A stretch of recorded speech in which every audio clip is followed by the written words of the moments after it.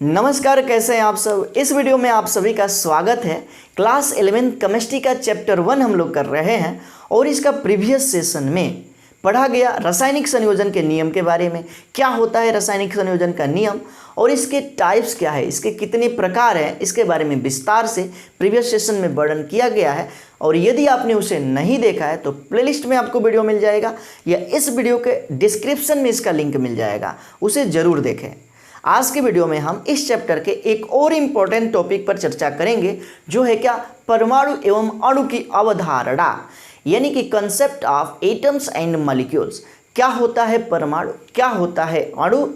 इस पर बहुत सारे डाउट्स होते हैं कि अणु को हम कैसे परिभाषित करें, परमाणु को कैसे परिभाषित करें। तो इस वीडियो में आपको अंत तक बने रहना है, ये सारे डाउट जो है क्लियर हो जाएंगे। तो शुरू कर देते हैं आज का सेशन और जानेंगे क्या, परमाणु तथा अणु की अवधारणा, यानी कि concept of atoms and molecules. क्या होता है परमाणु, क्या होता है अणु, एकदम चीज़ों को हम बेसिक से लेकर के चलेंगे, प्रारंभ से लेकर के चलेंगे। बस वीडियो में अंत तक बने रहना है, सारी चीज़ें बहुत ही अच्छे से समझ में आएगा।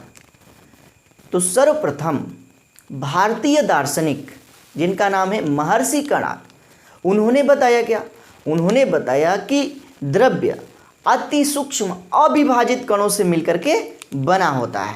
ठीक है, अति सूक्ष्म अविभाजित कणों से मिलकर के कोई भी द्रव्य बना होता है। यह बात किसने कहा, महर्षि कणाद ने। ठीक है ना, ये थे कौन, भारतीय दार्शनिक। देखते रहना है, भारतीय दार्शनिक जिनका नाम है क्या, महर्षि कणाद। महर्षि कणाद, इनका समय है 800 ईसा पूर्व। 800 ईसा पूर्व, इस समय इन्होंने अपना स्टेटमेंट दिया।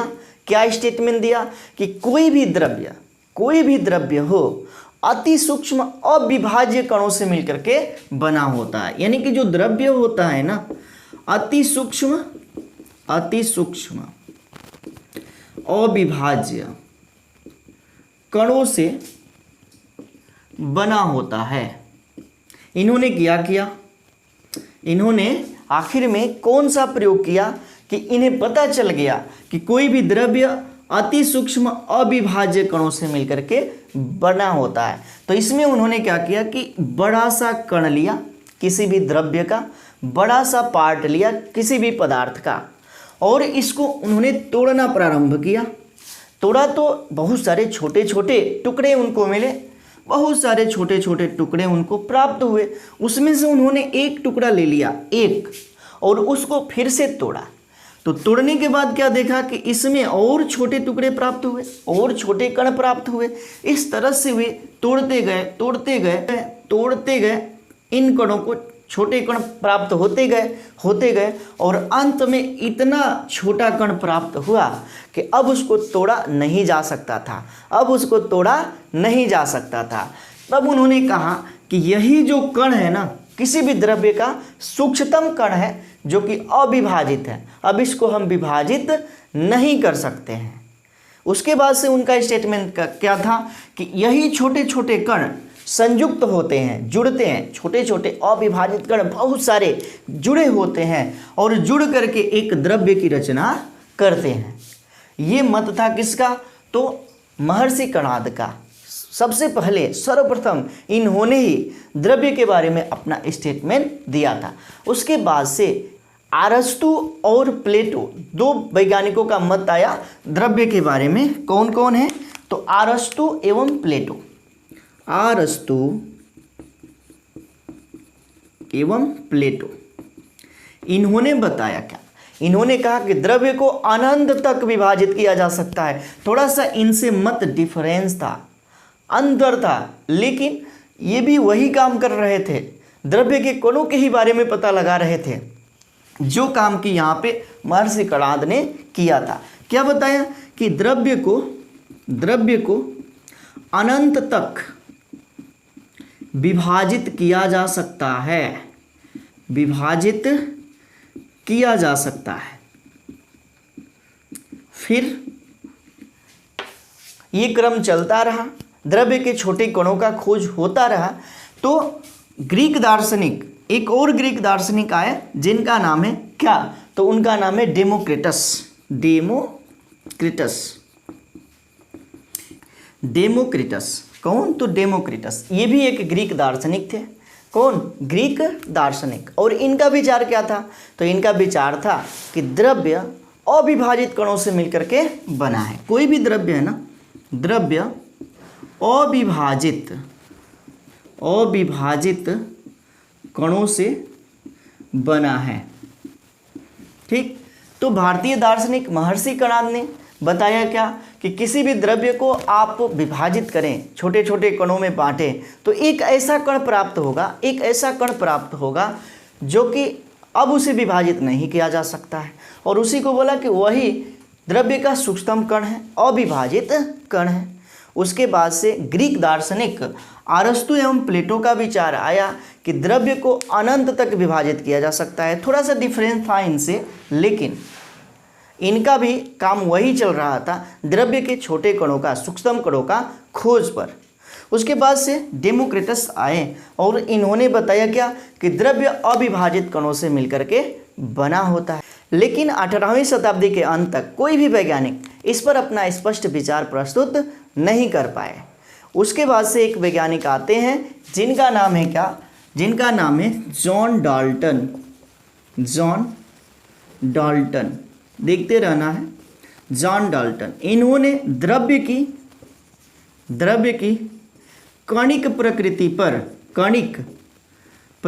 पर या बोला जाए द्रव्य की संरचना पर गहन अध्ययन किया, विस्तार से अध्ययन किया और अंततः उन्होंने अपना जो विचार है, अपना व्यवस्थित विचार एक परिकल्पना के माध्यम से दिया। और उस परिकल्पना का क्या नाम है, उसे बोला जाता है डाल्टन का परमाणु सिद्धांत। उसे ही कहते हैं डाल्टन का परमाणु सिद्धांत। डाल्टन का परमाणु सिद्धांत। तो इन्होंने अपना जो सुव्यवस्थित परिकल्पना है, अपना जो मत है, इस सिद्धांत के माध्यम से दिया। किस सन में, तो सन आता है 1808 में। सन 1808 में इन्होंने क्या किया कि परमाणु के संबंध में पहला परिकल्पना दिया, पहला सुव्यवस्थित परिकल्पना दिया, जिसे बोला जाता है डाल्टन का परमाणु सिद्धांत। और उन्होंने इस बात की पुष्टि कर दिया कि कोई भी द्रव्य छोटे छोटे कणों से मिलकर के बना होता है, जिसे उन्होंने रासायनिक अभिक्रिया में भाग लेने वाले अविभाज्य कण कहा। रासायनिक अभिक्रिया में भाग लेने वाले अविभाज्य कण कहा और इसे ही परमाणु की, एटम की संज्ञा दी। बोला कि यही क्या है, एटम है, परमाणु है।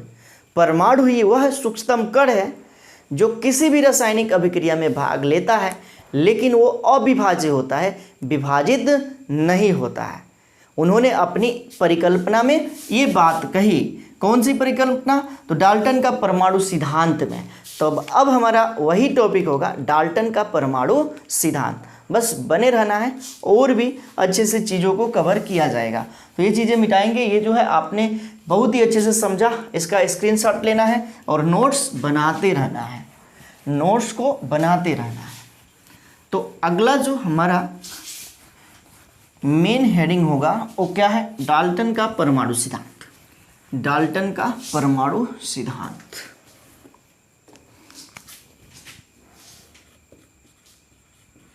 डाल्टन का परमाणु सिद्धांत।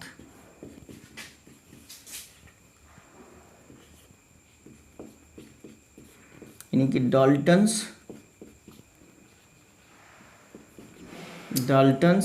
Atomic theory.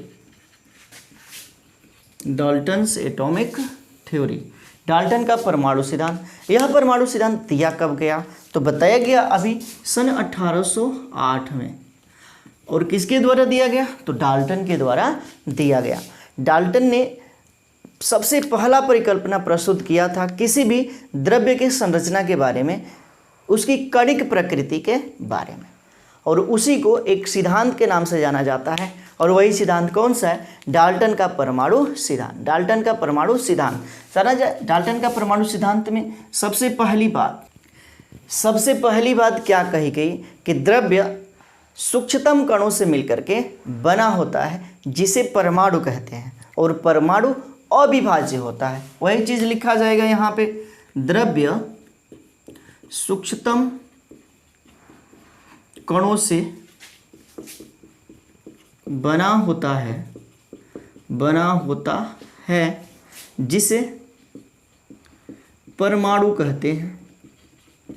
परमाणु कहते हैं। ठीक है, ये डाल्टन का परमाणु सिद्धांत का पहला स्टेटमेंट था कि द्रव्य सूक्ष्मतम कणों से बना होता है जिसे परमाणु कहते हैं। परमाणु क्या होता है? परमाणु अविभाज्य होता है। अविभाज्य मतलब कि इसको विभाजित नहीं किया जा सकता है, परमाणु को विभाजित नहीं किया जा सकता है। तो द्रव्य सूक्ष्मतम कणों से मिलकर के बना होता है, द्रव्य या पदार्थ, जिसको कि बोला जाता है परमाणु, और परमाणु अविभाज्य होता है, विभाजित नहीं किया जा सकता है। दूसरी बात उन्होंने क्या कही कि एक ही द्रव्य के सभी परमाणु समान होते हैं और उनके परमाणु द्रव्यमान और गुणधर्म भी एक समान होते हैं। ठीक है, वही चीज लिखा जाएगा, एक ही तत्व के सभी परमाणु समान होते हैं। क्या होते हैं? समान होते हैं। उनके परमाणु द्रव्यमान एवं गुणधर्म भी समान होता है। तो एक ही तत्व के सभी परमाणु समान होते हैं और उनके परमाणु द्रव्यमान एवं गुणधर्म भी क्या होते हैं? समान होते हैं। उसके बाद से तीसरा स्टेटमेंट था, भिन्न भिन्न तत्वों के परमाणु समान नहीं होते।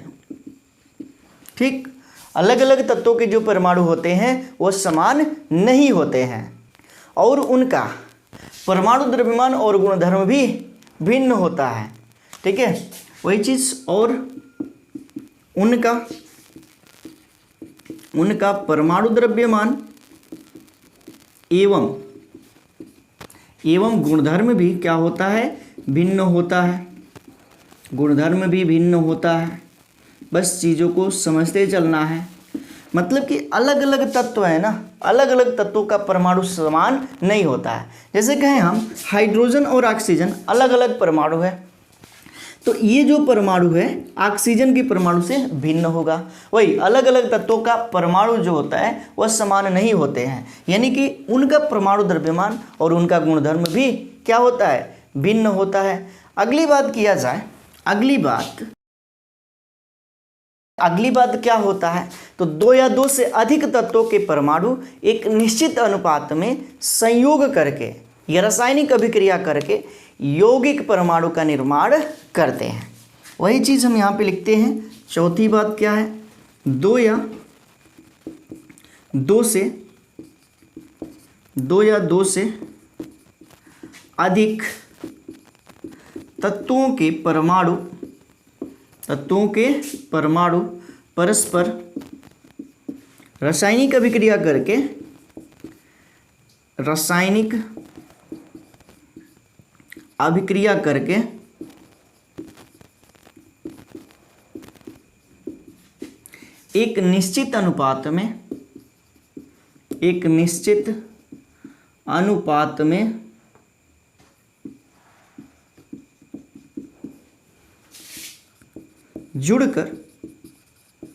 एक निश्चित अनुपात में जुड़कर यौगिक परमाणु बनाते हैं। ठीक है, चीज़ों को समझते चलना है। क्या है? तो दो या दो से अधिक तत्वों के परमाणु परस्पर जुड़ जाते हैं और जुड़ करके उनके बीच रासायनिक अभिक्रिया होती है और एक निश्चित अनुपात में मिलते हैं और मिल करके यौगिक परमाणु बनाते हैं। याद रखना है, कौन सा परमाणु बनाते हैं? यौगिक परमाणु बनाते हैं। अब अगली बात जाना जाए, अगली बात क्या है, तो एक ही यौगिक के सभी यौगिक परमाणु समान होते हैं। क्या होते हैं भाई? पांचवा जो बात हो जाएगा, एक यौगिक के सभी यौगिक परमाणु समान होते हैं। तो यहाँ पे क्या है, एक यौगिक के सभी यौगिक परमाणु समान होते हैं। एक यौगिक के जितने भी यौगिक परमाणु होते हैं ना, वो क्या होते हैं? समान होते हैं। बातों को समझना है यहाँ पे।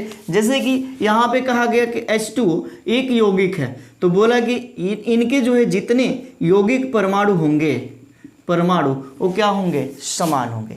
H2O के सभी यौगिक परमाणु क्या होगा? तो समान होगा। दूसरी बात कहा गया कि परमाणु अविनाशी होता है। आगे छठा नंबर पे क्या है? परमाणु अविनाशी होता है। चीज़ों को समझना है।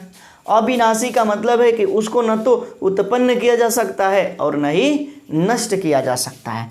जिसे न तो उत्पन्न किया जा सकता है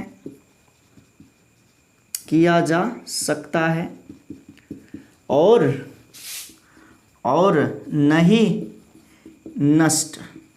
ठीक है, जिसको कि न तो नष्ट किया जा सकता है और न ही उत्पन्न किया जा सकता है। लेकिन आगे जब 19वीं शताब्दी के प्रारंभ में जो वैज्ञानिक आए, जैसे कि रदरफोर्ड, थॉमसन, चैडविक, इन्होंने अपनी प्रयोग द्वारा क्या किया कि बहुत सारे इस परमाणु सिद्धांत में, डाल्टन के परमाणु सिद्धांत में चेंज किया, परिवर्तन किया, और उसी परिवर्तनों को समझा जाएगा। यानी कि इसमें बहुत सारी कमियां थी, उन कमियों को दूर करने का प्रयास किया। क्या क्या कमी थी? इनके जो है डाल्टन के परमाणु सिद्धांत की क्या सीमाएं थी? सीमाएं यानी कि कमियां, समझना है यहाँ पे क्या कमियां थी, इस चीज को समझना है। पहली बात बोला क्या कि द्रव्य सूक्ष्म कणों से मिलकर बना होता है, जिसे परमाणु कहते हैं। परमाणु अविभाज्य होता है, लेकिन आधुनिक खोजों से ज्ञात होगा कि परमाणु तो विभाज्य होता है। परमाणु और छोटे कणों से मिलकर के बना होता है, जिसको कि इलेक्ट्रॉन, प्रोटॉन और न्यूट्रॉन कहते हैं। ठीक है, तो परमाणु इलेक्ट्रॉन, प्रोटॉन, न्यूट्रॉनों में बटा होता है। इसके बारे में विस्तार से आगे के चैप्टर में बहुत ही अच्छे से वर्णन किया जाएगा। बस यहाँ पे आपको यही समझना है क्या कि आधुनिक खोजों से ये ज्ञात हो गया, रदरफोर्ड, चैडविक, थॉमसन के प्रयोगों से ज्ञात हो गया कि परमाणु क्या होता है? विभाज्य होता है। क्या होता है भाई? परमाणु विभाज्य होता है, विभाज्य है। किसमें विभाजित है? तो इलेक्ट्रॉन में, प्रोटॉन में और न्यूट्रॉन में।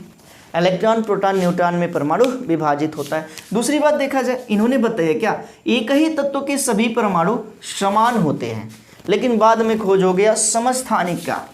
किसका? समस्थानिक का। बातों को यहाँ पे समझते चलना है। कहा क्या एक ही तत्व के सभी परमाणु समान होते हैं और उनके परमाणु द्रव्यमान एवं गुणधर्म भी क्या होते हैं? समान होते हैं। ये बताया गया डाल्टन के परमाणु सिद्धांत में, लेकिन खोज हुआ समस्थानिक में। तो समस्थानिक क्या कहता है कि एक ही तत्व के परमाणु द्रव्यमान अलग अलग हो सकते हैं। तो जब एक ही तत्व के परमाणु द्रव्यमान भिन्न भिन्न हो तो उसे ही समस्थानिक कहते हैं। जैसे कि क्लोरीन के दो समस्थानिक है, Cl एक है 35 और Cl 37।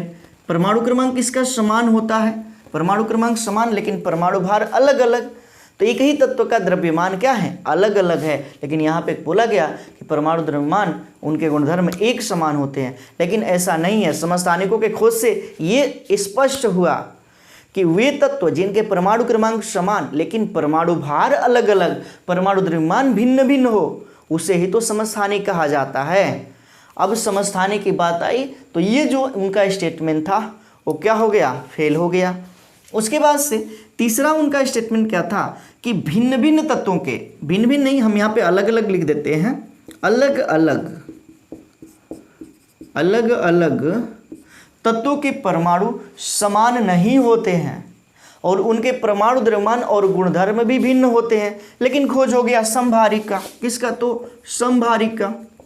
अब समभारिक क्या कहता है कि संभारिक कहता है कि जब अलग अलग तत्वों के परमाणु द्रव्यमान समान हो, ऐसा गुण कि अलग अलग तत्वों का परमाणु द्रव्यमान उसमें समान हो, तो इसी गुण को बोला जाएगा क्या चीज़, तो संभारिक। जैसे कि यहाँ पर हम ले लेते हैं क्या चीज़, तो आर्गन, उसके बाद से पोटेशियम, उसके बाद से कैल्शियम। इसका परमाणु क्रमांक 18 होता है, इसका 19 होता है और इसका 20 होता है। लेकिन परमाणु द्रव्यमान की बात किया जाए तो 40, 40 और 40। तो कहने का मतलब है कि ये अलग अलग तत्व है। क्या है, अलग अलग तत्व है, लेकिन इनके परमाणु द्रव्यमान समान है, इसी गुण को बोला जाएगा समभारिक। लेकिन यहाँ पे बोला गया कि परमाणु द्रव्यमान और गुणधर्म भिन्न होता है। ठीक है, तो ये स्टेटमेंट में भी कमियां निकाली गई। उसके बाद से बोला गया क्या, दो या दो से अधिक तत्व परस्पर संयोग करके रासायनिक अभिक्रिया करके एक निश्चित अनुपात में जुड़ जाते हैं और यौगिक परमाणु बनाते हैं। लेकिन यहाँ पे बोला गया कि यौगिक परमाणु नहीं होता है, यौगिक एक अणु होता है। क्या होता है, अणु। बात आ गई अणु की ना, तो यौगिक अणु बनता है। सही बात है कि दो या दो से अधिक तत्व जुड़ते हैं तो यौगिक बनाते हैं, लेकिन यौगिक परमाणु नहीं होता है, यौगिक अणु होता है जिसमें दो या दो से अधिक तत्व जुड़े होते हैं। चाहे वो तत्व एक ही प्रकार के हो या अलग अलग। एक ही प्रकार का क्या मतलब, एक ही प्रकार का, जैसे कि हाइड्रोजन और हाइड्रोजन जुड़ेगा तो H2 बनाएगा, तो यह एक प्रकार का अणु हुआ। ठीक, उसी प्रकार से Cl प्लस Cl जुड़ेगा तो ये बना देगा Cl2, तो ये एक प्रकार का अणु है। लेकिन इसमें क्या है, समान परमाणु भाग लिए हैं, समान तत्व के परमाणु भाग लिए हैं, और विषम तत्व के परमाणु भी भाग लेकर के अणु बनाते हैं। जैसे कि H2O में देख लो, H2O में हाइड्रोजन अलग परमाणु और ऑक्सीजन अलग परमाणु, तो ये क्या है, ये भी एक अणु है। तो ये स्टेटमेंट यहाँ पे हटाई गई। क्या, तो बोला गया कि यौगिक परमाणु नहीं होता है, यौगिक अणु होता है। उसके बाद से कहा गया एक यौगिक के सभी यौगिक परमाणु समान होते हैं। ठीक है, एक यौगिक के सभी यौगिक परमाणु क्या होते हैं, समान होते हैं। यौगिक परमाणु नहीं, अणु समान होते हैं। ये एक यौगिक के सभी अणु समान होते हैं। उसके बाद से परमाणु अविनाशी होता है, न तो उत्पन्न किया जा सकता है और न ही नष्ट किया जा सकता है। ये स्टेटमेंट सही है। यद्यपि परमाणु को न तो नष्ट किया जा सकता है और न ही उत्पन्न किया जा सकता है, लेकिन वही हम लेकर के जाएंगे कहाँ पे, आइंस्टीन समीकरण पे। E बराबर mc², दूसरी बार ये आ रहा है यहाँ पे, E बराबर mc²। यहाँ पे m क्या है, द्रव्यमान है, E क्या है, एनर्जी है। ठीक है, तो द्रव्यमान को एनर्जी में परिवर्तित किया जा सकता है। कौन सी रासायनिक अभिक्रिया में, तो नाभिक संलयन और नाभिक विखंडन में। ठीक है ना, नाभिकीय संलयन और नाभिकीय विखंडन में क्या होता है, ऊर्जा को द्रव्यमान में या द्रव्यमान को ऊर्जा में परिवर्तित किया जा सकता है। यानी कि वहाँ पर एक तत्व के परमाणु को दूसरे तत्व के परमाणु में परिवर्तित किया जाता है। तो इसमें भी क्या हुआ, कमियां निकाला गया। तो ये है इतनी सीमाएं, कमियां किसमें, डाल्टन के परमाणु सिद्धांत में। तो डाल्टन के परमाणु सिद्धांत को बदलने की आवश्यकता पड़ी। बदलने की आवश्यकता क्या मतलब, को उसको जो है आधुनिक परमाणु सिद्धांत लेकर के आया गया। अब सबसे पहला परिकल्पना था इनका, सबसे पहला परिकल्पना, इसलिए इसमें फेरबदल किया जा सकता है, लेकिन इसको पूर्णतः हटाया नहीं जा सकता है, क्योंकि सबसे पहला सफल प्रयास डाल्टन के ही द्वारा किया गया परमाणु संरचना के संबंध में, परमाणु की कणिक प्रकृति के संबंध में। बातें समझ में आ गई होगी। यदि समझ में आता है तो ज़रूर वीडियो को लाइक कर देना है और इसे ज़्यादा से ज़्यादा शेयर करना है, ताकि वीडियो जो है ज़्यादा से ज़्यादा स्टूडेंट्स के पास पहुँचे। इसका लेना है स्क्रीनशॉट, नोट्स बनाते रहना है। तब हम चर्चा करेंगे आधुनिक परमाणु सिद्धांत के ऊपर, आधुनिक परमाणु सिद्धांत के ऊपर। ध्यान देना है यहाँ पे, ये चीज़ें अब हम मिटाएंगे, स्क्रीनशॉट ले लेना है। और आधुनिक परमाणु सिद्धांत क्या है, डाल्टन का परमाणु सिद्धांत को परिवर्तित करके या उसमें जो भी कमियां थी उन कमियों को पूरा करके बनाया गया आधुनिक परमाणु सिद्धांत।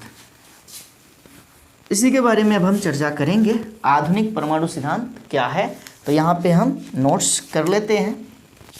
आधुनिक परमाणु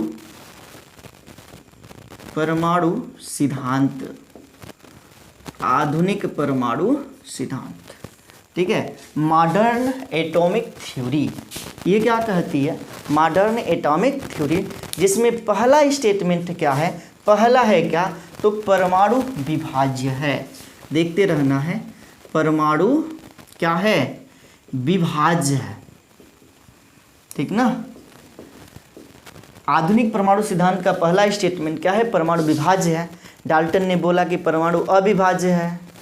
इसके साथ ही साथ जो महर्षि कणाद है वो भी बोल रहे हैं कि परमाणु अविभाज्य है, लेकिन बहुत सारे एक्सपेरिमेंट किए गए, बहुत सारे, और उसमें सिद्ध कर दिया गया कि परमाणु विभाज्य होता है। किसमें विभाज्य होता है भाई, इलेक्ट्रॉन में, प्रोटॉन में और न्यूट्रॉन में। इलेक्ट्रॉन, प्रोटॉन और न्यूट्रॉन में परमाणु क्या होता है, विभाज्य होता है। दूसरी बात जाना जाए क्या, आधुनिक परमाणु सिद्धांत में दूसरी बात क्या है, तो एक ही तत्व के सभी परमाणुओं के भिन्न भिन्न द्रव्यमान हो सकते हैं, एक समान नहीं, भिन्न भिन्न भी हो सकते हैं, और इसी गुण को क्या कहते हैं, समस्थानिक कहते हैं। ठीक है, एक ही तत्व के सभी परमाणुओं के भिन्न भिन्न द्रव्यमान हो सकते हैं। देखते रहना है, एक ही तत्व के सभी परमाणुओं के भिन्न भिन्न द्रव्यमान हो सकते हैं, और इसे ही बोला जाता है समस्थानिक। समस्थानिक जैसे बोला जाए हाइड्रोजन के 3 समस्थानिक है, जिसको कि H1 बोला जाए, H12 बोला जाता है, उसके बाद से H13 बोला जाता है। क्लोरीन के जो है 2 समस्थानिक है, Cl1735 और Cl1737। इसी प्रकार से हम कहें कार्बन के भी 3 समस्थानिक है, क्या, जिस तो C612, C613 और C614। ठीक है, तो एक ही तत्व के भार अलग अलग हैं, लेकिन परमाणु क्रमांक क्या है, समान है। इसी गुण को क्या कहेंगे, समस्थानिक कहेंगे। अगली बात क्या कही गई, तीसरी नंबर पे, तो भिन्न भिन्न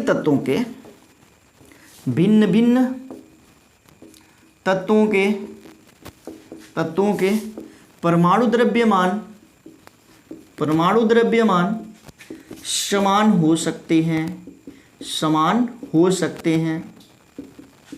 चीज़ों को समझते रहना है, आधुनिक परमाणु सिद्धांत चल रहा है, भिन्न भिन्न तत्वों के परमाणु द्रव्यमान एक समान हो सकता है भाई। इसी गुण को तो समभारिक बोला जाता है। क्या कहते हैं, समभारिक। चीज़ों को समझते रहना है। समभारिक क्या है, तो तत्वों का वह गुण जो अलग अलग तत्वों में उनके परमाणु द्रव्यमान या परमाणु भार समान हो। जैसे कि हमने एग्जाम्पल बताया किसका, आर्गन का, पोटेशियम का, कैल्शियम का। इसका परमाणु क्रमांक है 18, इसका 19 और इसका 20। लेकिन परमाणु द्रव्यमान की बात किया जाए तो 40 होता है, इसका भी 40 होता है और इसका भी क्या होता है, 40 होता है। इसी प्रकार से लेते हैं क्या, हाइड्रोजन। तो हाइड्रोजन का परमाणु क्रमांक 1 और परमाणु द्रव्यमान होता है 3, और हीलियम का भी यही चीज़ होता है। हीलियम का परमाणु क्रमांक 2 होता है और ये परमाणु द्रव्यमान होता है 3। तो यहाँ पे देखा जाए क्या, यहाँ पे देख लेना है कि परमाणु द्रव्यमान समान है लेकिन तत्व अलग अलग, इसी गुण तो बोला जाएगा समभारिक। इसी गुण को कहा जाएगा समभारिक। चीज़ें समझ में आ गई। उसके बाद से अगला देख लेते हैं। अगला चौथा नंबर पे क्या है, तो यौगिक परमाणु नहीं क्या है, अणु है, किंतु अणु है। बात याद रखनी है यहाँ पे, यौगिक परमाणु नहीं है, अणु है। हमेशा ये बातें याद रखनी है। जब बात आएगा यौगिक का ना, यौगिक का बात आया तो समझ लेना है कि यौगिक अणु है, परमाणु नहीं है। उसके बाद से अगला जो है आधुनिक सिद्धांत में जाना जाए, क्या आएगा 5वां नंबर पे, तो तत्व का मूल लक्षण परमाणु क्रमांक होता है। परमाणु क्रमांक है, परमाणु भार नहीं, परमाणु द्रव्यमान नहीं। ठीक है, परमाणु द्रव्यमान मूल लक्षण नहीं है। मूल लक्षण क्या है, परमाणु क्रमांक है। तो ये चीज़ें जो है आगे विस्तार से वर्णन होगा, क्या होता है परमाणु क्रमांक, क्या होता है परमाणु द्रव्यमान। आपको जो है प्रीवियस क्लास में, पिछले क्लास में, क्लास 9th में ये चीज़ें मिला होगा। यहाँ पर भी विस्तार से जाना जाएगा। आप लोगों को अभी धैर्य बनाए रखना है, सारी चीज़ें विस्तार से हम यहाँ पे करेंगे।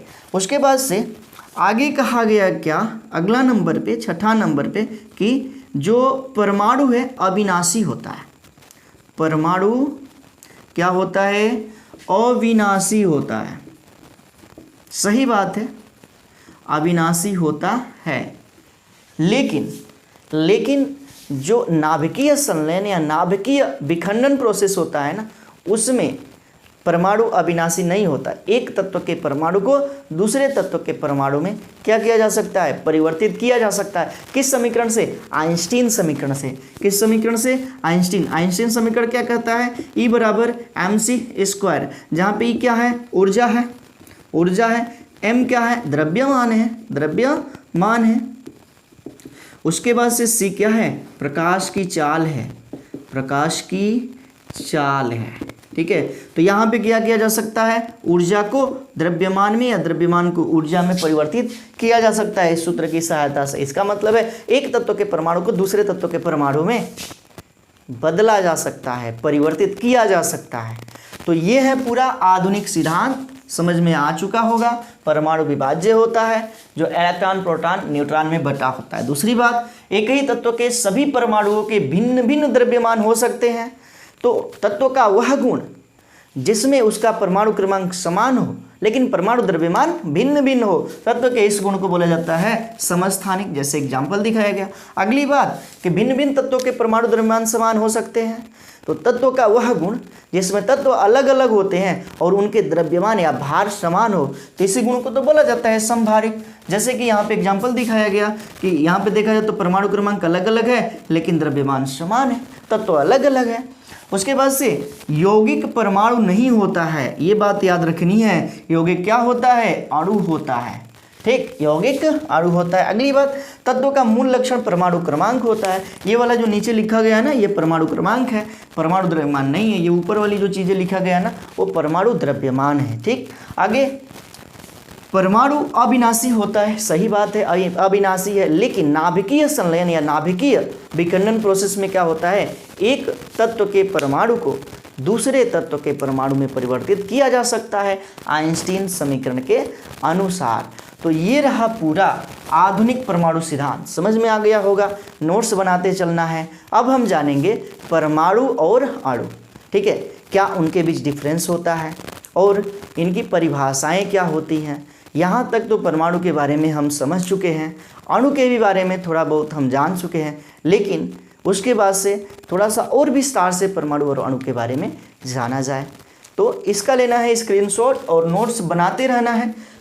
अब उसके बाद से जाना जाए क्या, अणु तथा परमाणु में अंतर क्या होता है। चलो ये चीज़ें मिटाते हैं और अणु एवं परमाणु में अंतर को समझते हैं। क्या होता है अंतर, किसमें, परमाणु और अणु में। ठीक है, तो यहाँ पे हम परमाणु एवं अणु में अंतर को जानेंगे। क्या है अंतर, एक साइड में लिखते हैं परमाणु यानी कि एटम्स और दूसरे साइड में लिखते हैं अणु यानी कि मॉलिक्यूल्स। ठीक है, दोनों में डिफरेंस क्या है, अंतर क्या है, ये जानना है। ये दोनों द्रव्य के सूक्ष्मतम कण हैं। ठीक है, एक तो पहली बात याद रखनी है कि ये दोनों द्रव्य के क्या है, किसी भी पदार्थ के सूक्ष्मतम कण हैं। परमाणु और अणु क्या होता है, इसमें डिफरेंस क्या होता है, ये चीज़ें समझना है। तो सबसे पहले हम अणु के बारे में एक बात हम याद रखें कि जो परमाणु है, परमाणु तत्व का वह सूक्ष्मतम कण है, जो स्वतंत्र अवस्था में नहीं रह सकता है। स्वतंत्र अवस्था में नहीं रह सकता। तो तत्व का वह सूक्ष्मतम कण जो स्वतंत्र अवस्था में नहीं रह सकता है वही क्या है, वही है आपका परमाणु। वही क्या है, परमाणु। बात किया जाए अणु का, तो अणु द्रव्य का वह सूक्ष्मतम कण है, सूक्ष्मतम कण है जो स्वतंत्र अवस्था में रह सकता है, जो स्वतंत्र अवस्था में रह सकता है। देखा जाए क्या है ये, तो तत्व का वह सूक्ष्मतम कण जो स्वतंत्र अवस्था में नहीं रह सकता है। इसका मतलब है कि जैसे कि हम यहाँ पे एक लोहे का छड़ लें, रॉड ले, इसके जो कील ले लें, इसके इस पार्ट को यदि हम निकाल लें तो इसमें बहुत सारे हजारों परमाणु इस लोहे का मिलेगा, आयरन का हजारों परमाणु, लाखों परमाणु मिलेगा। इसका मतलब है कि परमाणु क्या है, तो ये स्वतंत्र अवस्था में नहीं रह सकता है, साथ ही में रहेगा, एक साथ में कई सारे परमाणु। लेकिन यहाँ पे द्रव्य का यह वह सूक्ष्मतम कण है जो कि क्या होता है, स्वतंत्र अवस्था में रह सकता है। जैसे कि H2 गैस स्वतंत्र अवस्था में रह सकती है, O2 गैस जो है स्वतंत्र अवस्था में रह सकती है। बात किया जाए कि इसका जो निर्माण होता है ना, इसका निर्माण वह तत्वों के संयोजन से होता है। दो या दो से अधिक प्रकार के तत्व, चाहे वो समान हो या भिन्न हो, जब जुड़ते हैं तो अणु का निर्माण करते हैं। जैसे कि दो हाइड्रोजन जुड़े, H2 का निर्माण किया, दो ऑक्सीजन तत्व जुड़ा और O2 का निर्माण किया। उसी तरह से हाइड्रोजन और ऑक्सीजन तत्व जुड़े और निर्माण कर लिए किसका, पानी का, H2O का निर्माण कर लिए। चीज़ें समझ में आया इतना। अब हम आगे बढ़ेंगे और परमाणु के बारे में दूसरा स्टेटमेंट जाना जाए कि क्या होता है। तो परमाणु रासायनिक अभिक्रिया में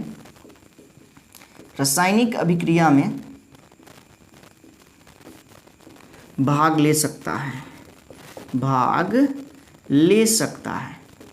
परमाणु जो है रासायनिक अभिक्रिया में भाग ले सकता है। यानी कि जो रासायनिक अभिक्रिया में भाग लेता है वो परमाणु है, अणु नहीं है, ठीक है ना। तो परमाणु ही रासायनिक अभिक्रिया में भाग लेता है, उसका ही इलेक्ट्रॉन, प्रोटॉन, न्यूट्रॉन जो पार्ट होते हैं ना, रासायनिक अभिक्रिया में भाग लेते हैं। ये जो है रासायनिक अभिक्रिया में भाग नहीं लेता है। अणु रासायनिक अभिक्रिया में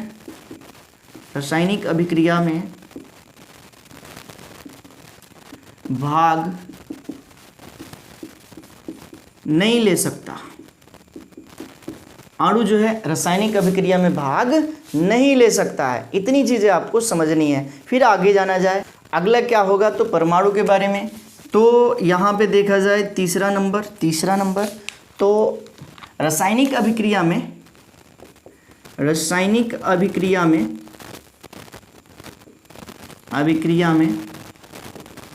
परमाणु विभक्त नहीं होते हैं। मतलब कि परमाणु अपना अस्तित्व नहीं खोते हैं। यानी कि रासायनिक अभिक्रिया होगी तो रासायनिक अभिक्रिया में भाग यही लेंगे, लेकिन अपना अस्तित्व नहीं खोते हैं। ये क्या है, तो अणु जो होते हैं ना, अणु ये परमाणुओं में विभक्त हो सकते हैं, ठीक। जैसे बोला जाए यहाँ पे कि आपके पास हाइड्रोजन परमाणु है और ऑक्सीजन परमाणु है, ठीक। तो ये दोनों मिले तो H2O का निर्माण किए। अब यहाँ पे हाइड्रोजन अलग है और ऑक्सीजन अलग है। तो हाइड्रोजन, ये जो है हाइड्रोजन परमाणु क्या हुआ, तो विभक्त नहीं हुआ। हाइड्रोजन परमाणु यहाँ पे विभक्त नहीं हुआ, ऑक्सीजन भी विभक्त नहीं हुआ, ठीक। लेकिन यहाँ पे बोला जाए कि यहाँ पे H2O है और अभिक्रिया हुई और H2 + O2 में परिवर्तित हो गया, तो क्या हुआ, तत्वों के परमाणु में विभक्त हो गया ना। तो यहाँ पे जो अणु होते हैं परमाणुओं में विभक्त हो सकते हैं, लेकिन जो परमाणु होते हैं वह विभक्त नहीं होते हैं, अपना अस्तित्व नहीं खोते हैं किसी भी रासायनिक अभिक्रिया में। इतनी चीज़ें आपने समझ लिया। उम्मीद करते हैं कि बहुत ही अच्छे से समझ में आया होगा। अगला जो हमारा टॉपिक आएगा इस चैप्टर का वो क्या है, तो परमाणु द्रव्यमान। परमाणु द्रव्यमान इकाई एटॉमिक मास यूनिट, जिसको कि AMU बोला जाता है। लेकिन AMU को, एटॉमिक मास यूनिट को, हम अगले वीडियो में जानेंगे। इस वीडियो में इतना ही रहने देते हैं। उम्मीद है कि ये सारी चीज़ें आप लोगों ने बहुत ही अच्छे से समझा होगा। मिलेंगे अब अगले वीडियो में, तब तक के लिए thank you, thanks for watching. जुड़े रहें नारायण सर क्लासेस के साथ।